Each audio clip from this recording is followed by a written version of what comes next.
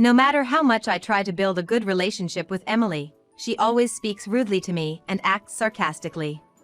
When my husband and I eagerly went to Sophie's 5th birthday party, the cake and meal Emily prepared were only for 3 people. Emily, what about our meal? There's only enough for the family. What? I don't have food for stingy people. She waved the gift envelope I had just given her. Giving $1,000 for your granddaughter's celebration, are you kidding? My dad gave $4,000. At least $2,000 is the norm. I thought it was a standard amount. I've had enough. Can we cut ties after today? Emily said this with a beaming smile. My parents are enough for me. We don't need you guys. In fact, you're in the way. My husband, Dan, and I looked at each other. Shall we go home? Yeah. I clenched my fist. No more patience. I'll make her regret ruining Sophie's birthday and treating us badly. I'm Barbara, a 60-year-old housewife living with my husband, Dan. I work part-time at a restaurant. Since our eldest son, Mike, landed a job at a big corporation, we felt a weight lifted off our shoulders. On weekends, Dan and I enjoy going to movies and traveling, just the 2 of us. Dan is kind, and Mike is considerate and serious. I felt blessed, but secretly worried about Mike not showing any interest in marriage even in his late 20s. I wanted to be called grandma someday, but I understood that many young people nowadays choose not to marry. Just when I was about to give up, Mike brought his fiancée home. She was Emily, the daughter of a well-known local business family. They met at a cafe near Mike's workplace. Emily, not keen on office work, was working there part-time for social experience, as her cousin would take over her father's business. She seemed like a beautiful and capable woman, the kind to take the lead with Mike. After they got married, they had a daughter, Sophie, the next year.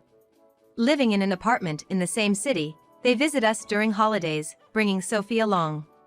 Dan and I adored Sophie immensely. And Emily seemed happy to see this. But our initially good relationship with Emily started to crack, beginning with her requests. As usual, the family came to visit. Taking advantage of Dan and Mike going shopping, Emily confided in me. Sophie has sensitive skin, so we have to be careful with clothes. Good quality ones are pretty expensive. Was she hinting for me to buy baby clothes? I wondered. Mike earns well above the average salary for men in their 30s. If he knew she wanted to buy clothes for Sophie, he'd surely agree without a second thought. Maybe they're saving for the future and don't want to spend from the household budget. Also, I thought her family was wealthier than ours, but maybe it's hard to ask her parents for money. Emily, do you want some clothes? Hesitantly, I asked, and Emily's face lit up instantly. Yes, I love this brand. It's so cute. Famous actresses often dress their kids in it. She showed me a picture on her phone, and I was stunned. A short-sleeve t-shirt was $140, a lace dress $200, and brand logo ballet shoes an astonishing $2,000. Emily, isn't that a bit extravagant for folks like us? I gently chided, but Emily's eyes flashed as she retorted. Don't you think Sophie's adorable? I don't mind wearing thrift store clothes, but I want my daughter to wear the best. Overwhelmed by her passion, I ended up buying her high-brand clothes and shoes as she begged. I didn't feel comfortable telling Dan, so I kept it to myself. I bought them with my own salary, so it's okay, right? I excused myself internally.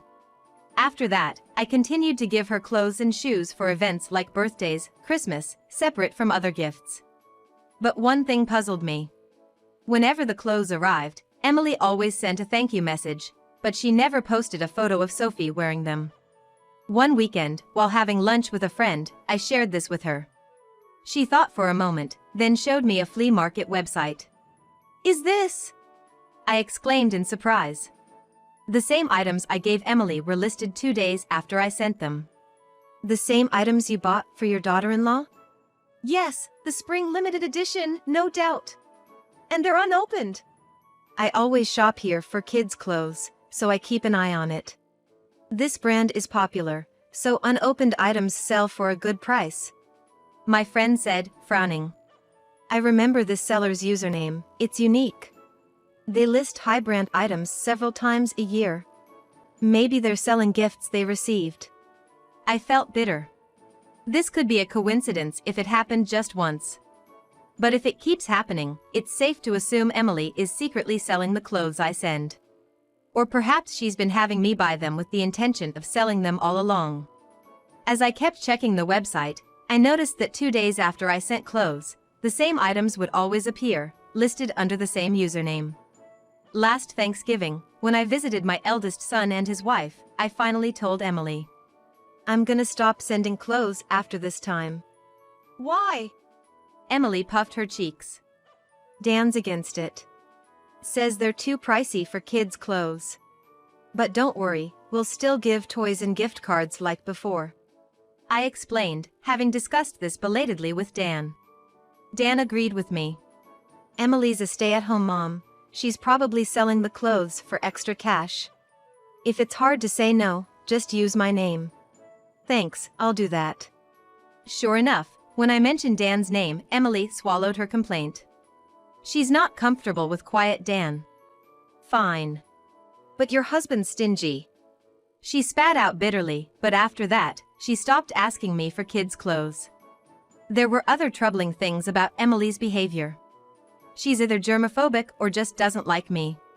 Whenever I tried to touch Sophie, she insisted I wash and sanitize my hands. Furthermore, when I visited Emily in Mike's apartment, Emily would follow me around with an alcohol spray in hand, promptly disinfecting any place I touched. Even in these times sensitive to infections, being treated like a germ was unpleasant. As my distrust of Emily grew, she suddenly called me.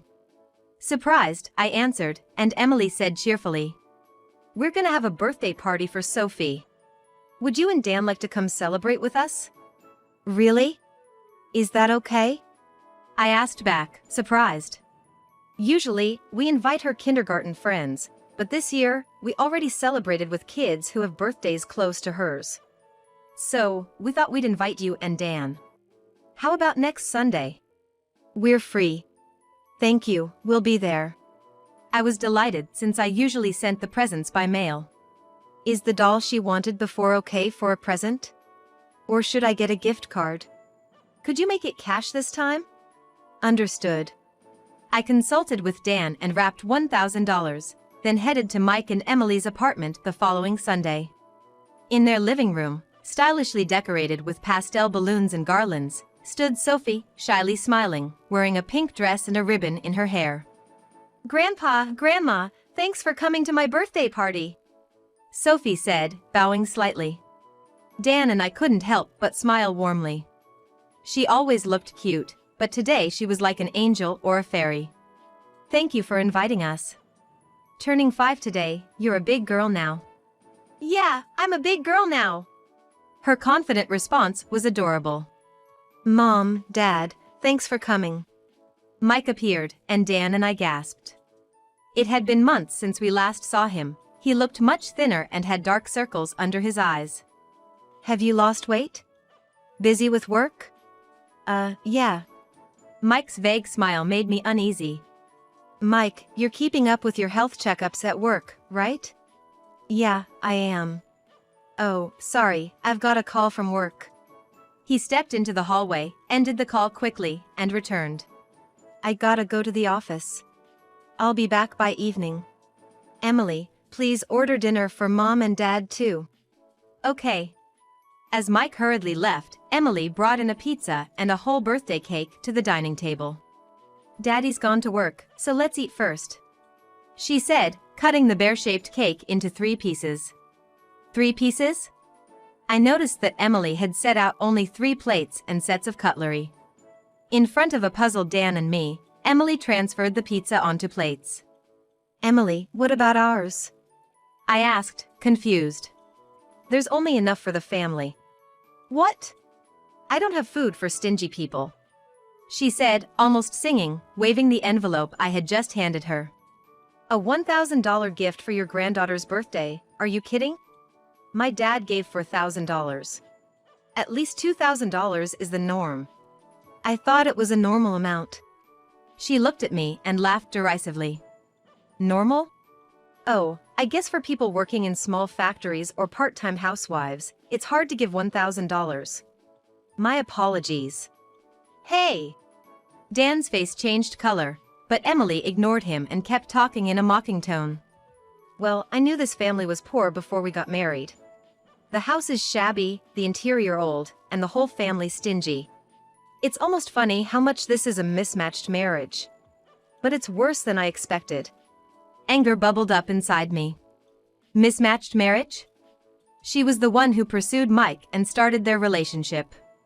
I shouldn't be treated this way. So, I've always been thorough with disinfecting to prevent your poverty germs from spreading to us. It would be terrible if the daughter of a company president and Mike, working at a big corporation, got tainted with poverty.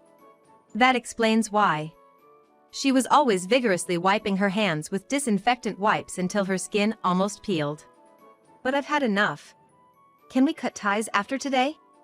Emily said this with a full smile towards Dan and me. Just having my parents is enough.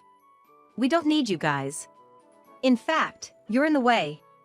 Dan and I exchanged glances. I thought he would be angry, but he seemed more exasperated and detached than anything. Shall we go home? Yeah. As we headed to the entrance, feeling weary, Sophie came running after us, looking confused. Grandpa, Grandma, are you leaving already? I was looking forward to playing with you, Sophie said, tears starting to fall.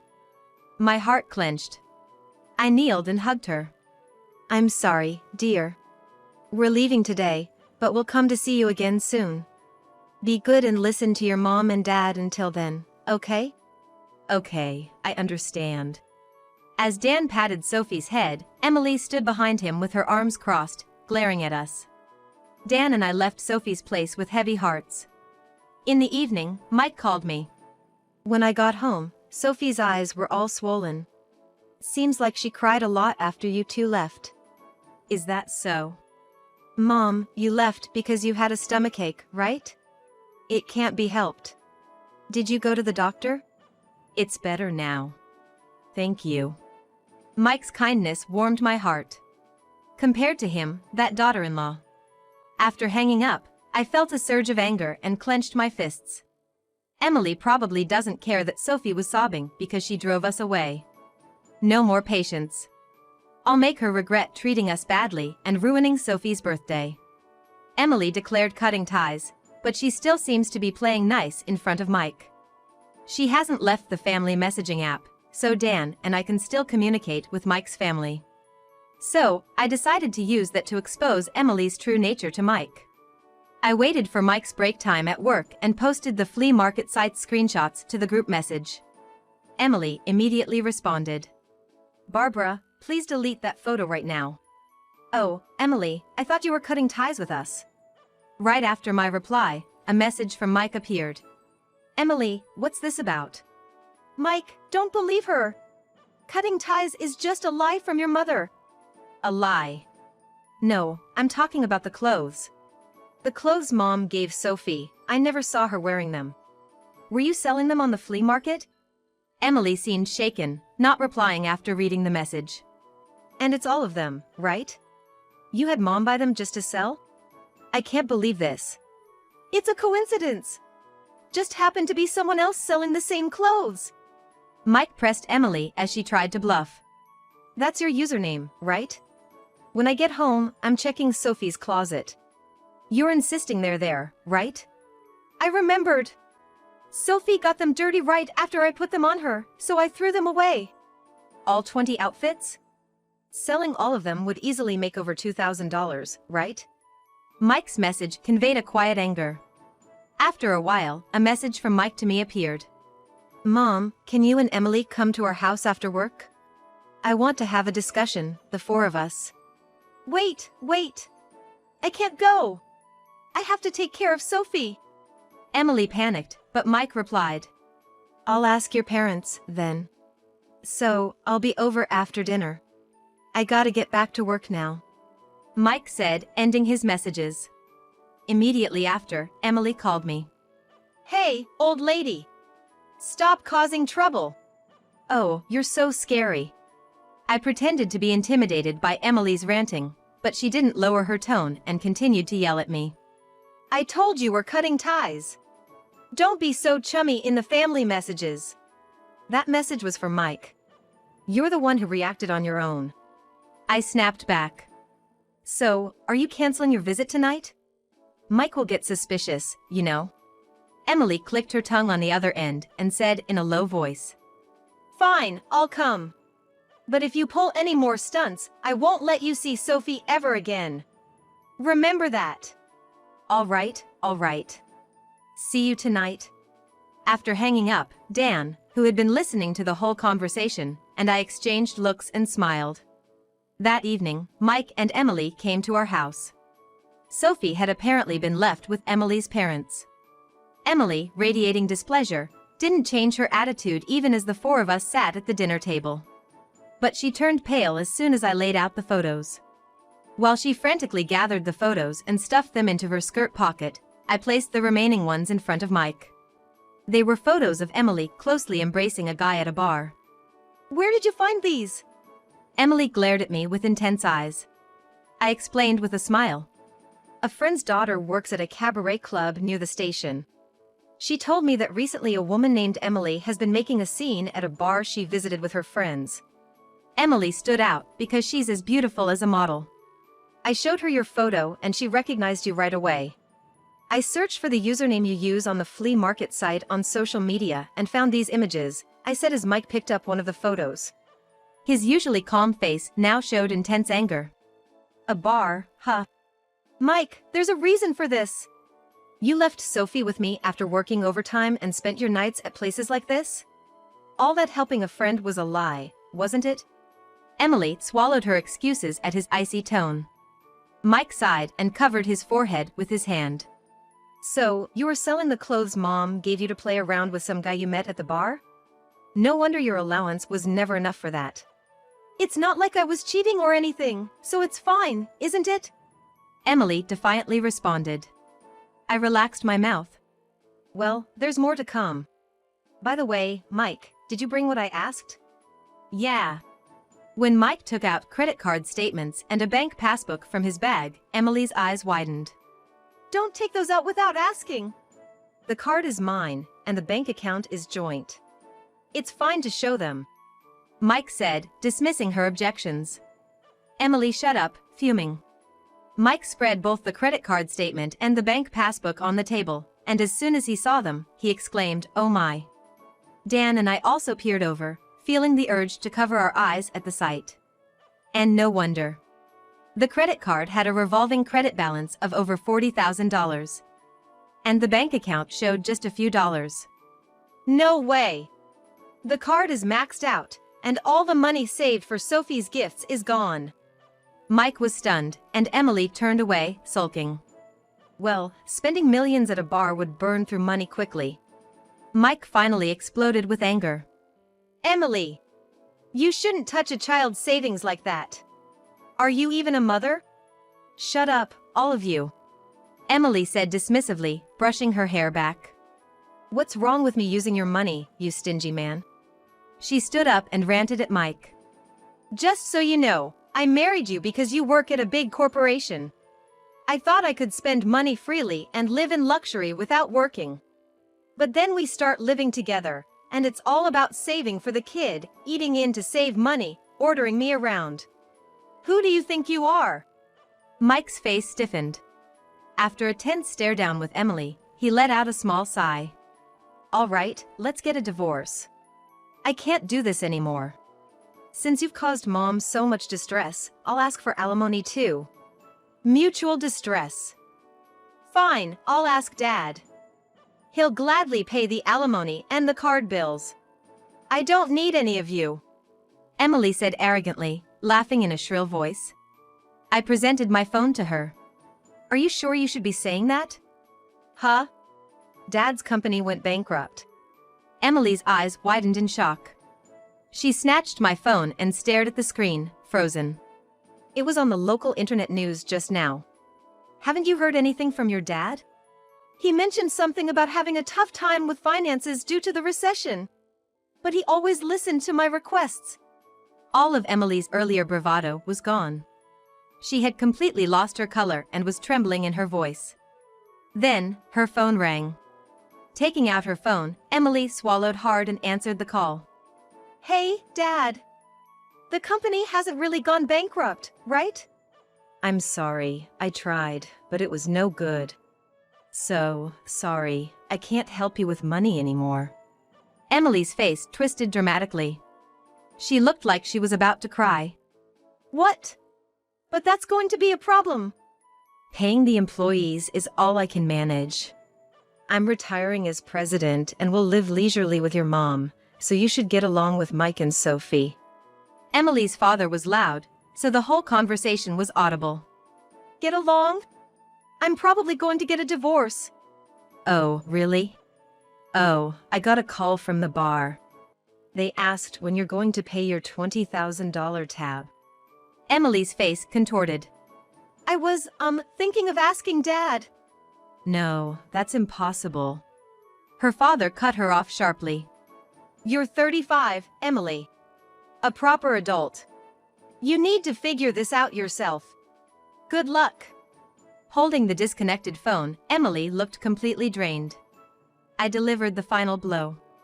You know, Dan and I have been saving money for Sophie when she grows up. $200,000. Emily's eyes widened as if they were about to pop out. We didn't remodel our old house and saved by cutting back. I thought of giving it to you to pay your debts if you apologized and showed remorse for your past actions. We're useless to you, right? Then you don't need it. Emily's mouth opened and closed like a fish, but she couldn't form words. All right, this conversation is over. Goodbye. Coldly stating this, Emily grabbed Mike's arm and begged with bloodshot eyes. Mike, you won't abandon me, right? I was just joking about wanting a divorce. I'll apologize, let's continue to get along, for Sophie's sake, okay? Mom, Dad, sorry for staying late. I'll discuss the divorce with Emily. Mike said calmly, taking the frantic Emily home. Emily wanted Mike to reconsider, but of course, that didn't happen, and they ended up divorcing. Mike had to deal with the payments for the credit card he unknowingly shared with Emily, their joint bank account, her tab at the bar, and an additional $20,000 in alimony. Burdened with debts, Emily, unable to rely on her parents, reluctantly started working part-time jobs. Life became tough for Emily, and under the condition of not receiving child support, Mike took custody of Sophie. Afterward, Mike regularly allowed Sophie to meet Emily. Emily, working from early morning to late at night, had lost her former glamorous look and seemed rather shabby.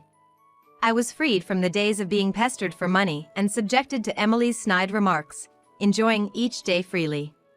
As it was hard for Mike to raise Sophie alone, we suggested he move in with us. Dan and I decided to help with raising her. On days when Mike had to work overtime or on weekends, I, who returned from work earliest, would pick Sophie up from daycare. Sophie, resembling her father, was a very kind child. She would make beaded jewelry and give them to Dan and me on our birthdays, along with letters. I look forward to her future. The three of us adults want to warmly watch over Sophie's growth.